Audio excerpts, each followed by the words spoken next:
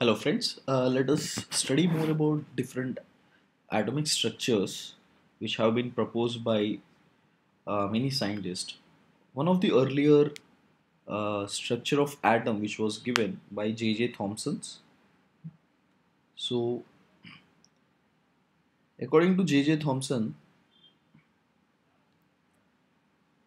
according to J.J. Thomson, he proposed that atom is actually a spherical cloud. Okay, just like what it is given in here. I hope you can see this. This is a spherical cloud, and this entire spherical cloud is nothing but positive charge. Okay, and anything which is embedded in those, okay, so okay, you can see this red color uh, raisins. Okay, so these are electrons. So he's called this as plum pudding model. Okay, so which means it's more like there is a complete mm, plum which has been made in, and then there are some chocolate chips like electrons which have been embedded somewhere inside. Okay, that's how the overall charge of an atom is being neutral. Okay, well, he emphasized this because if you remember in the cathode ray experiment, okay, in cathode ray experiment he thought, since if you see what was his idea,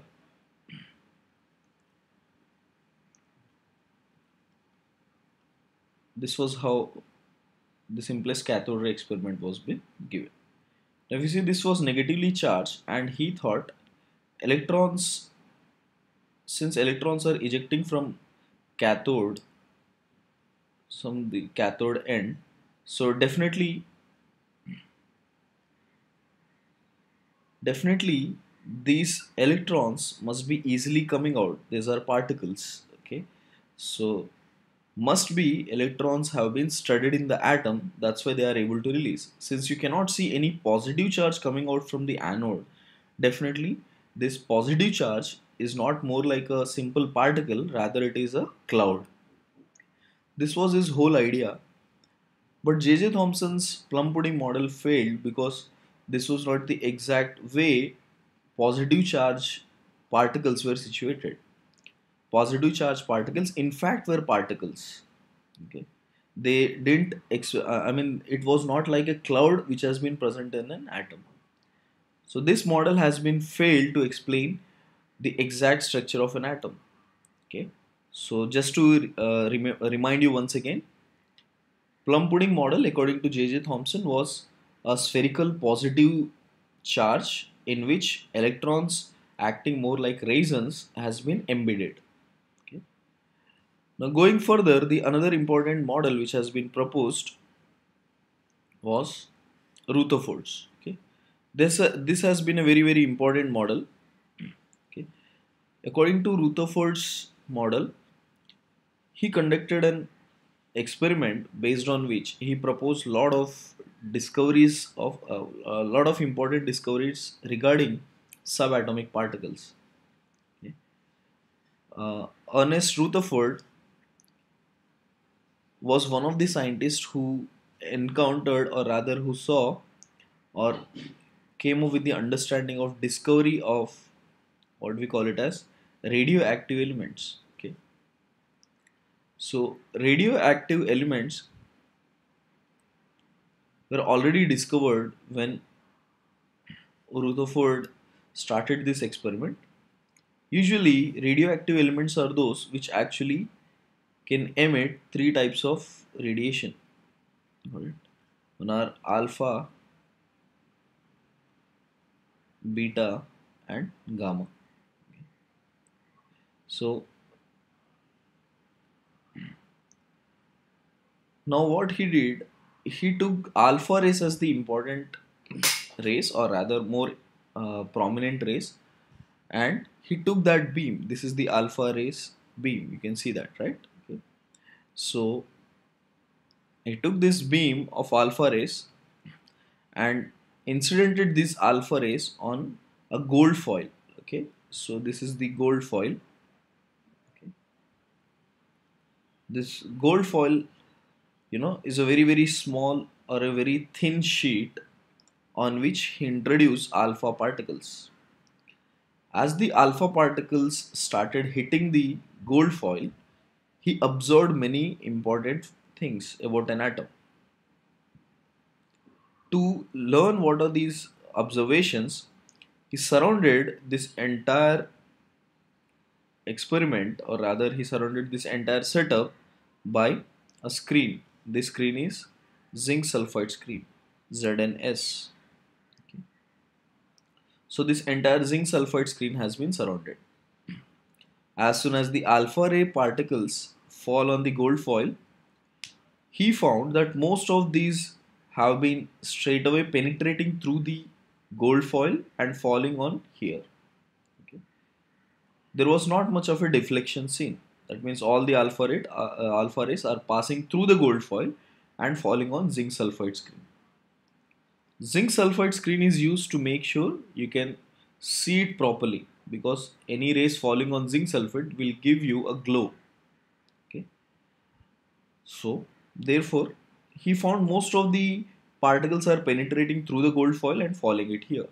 But he observed some of the rays are actually getting deflected. You can see this, these are all the deflected rays.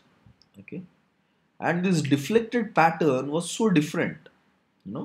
Usually what happens when you expect that the alpha particles go hit something here, it might take this path. So definitely these alpha particles may be entering into the gold foil and might be hitting with someone else, getting collided with something else, and therefore it is giving these deflections. It not just give a deflection on particular direction which is just normally scattered, but you can see there is a huge reflection also. That means it goes hit something and reflect back. Okay. So he tried to understand this pattern, and he saw that all the alpha rays, some of the alpha rays are getting scattered. Most of them are passing through the gold foil, right? And these scattered rays, he observed how the pattern exactly looked like. If you see all these alpha rays which are penetrating through all these atoms, only some of them are showing this deflection. Like for instance, this is showing deflection, this is showing deflection. Here there is a scattering, again here there is a scattering. Observing all these, he realized, he understood what probably might be happening. Okay, he realized that these alpha particles are moving, then hitting something and getting deflected this way, going, hitting something and deflected, or they are going, getting scattered this way. They are actually going this way and getting scattered. Based on these profiles, based on this path, he understood there might be something present here which might be positive charge. Okay. Because that's the only way these alpha particles, see, you can see these things. Okay. Wherever there is a deflection happening here, here, all of these should be some positively charged. Since it was positively charged, alpha rays are also positively charged, both of them might be repelling each other, because of which alpha particles get deflected. Okay.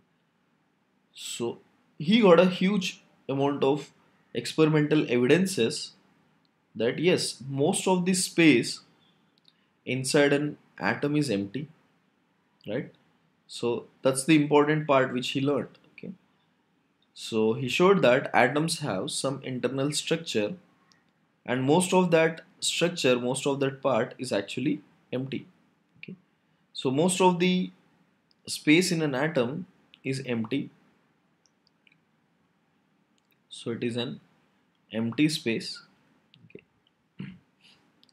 And he found that there is something called a nucleus which is present at the center of the atom, which definitely has positive charge. Okay, so you can see this one. Okay, this is the nucleus which has some positive charge, and there might be some cloud around it. Okay, which might be nullifying the charge, मतलब ये पूरा negative charge होना चाहिए, right?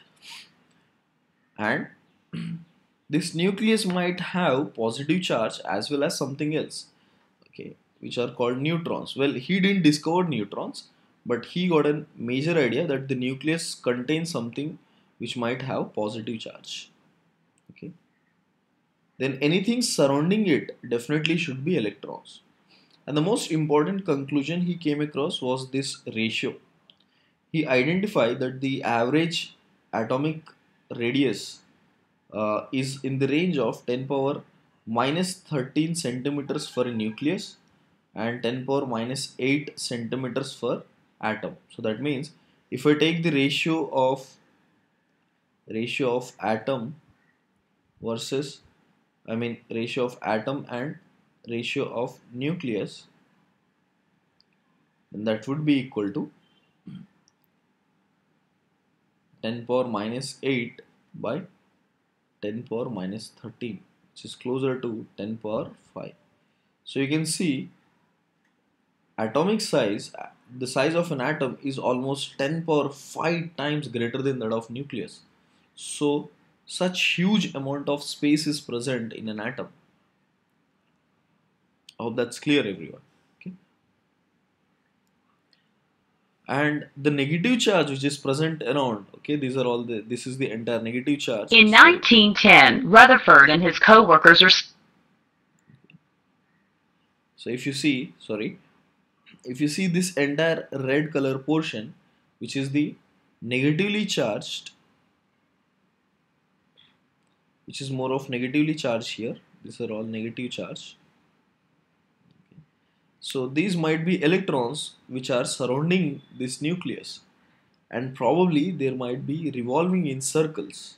Okay, ऐसे circular motion में हो सकते हैं. This was the estimation. Okay, this was the idea of Rutherford that electrons might be circulating around the nucleus. Okay, these are the important features he understood. Okay, now let us come across a simple video which will analyze how exactly the Rutherford's atomic model was given. In 1910, Rutherford and his co-workers were studying the angles at which alpha particles were scattered as they passed through a thin gold foil. Most of the alpha particles passed through undeflected. However, a few were found to be scattered at large angles, some even back in the direction from which they had come. This meant that they had collided with an object much more massive than the alpha particles themselves, yet so small that only a few alpha particles encountered them. This is how the deflection happens. This atomic level view shows what is happening. Most of the atom is occupied by the low mass electrons. The nucleus is small and massive. When an alpha particle encounters a nucleus, it is scattered at a large angle.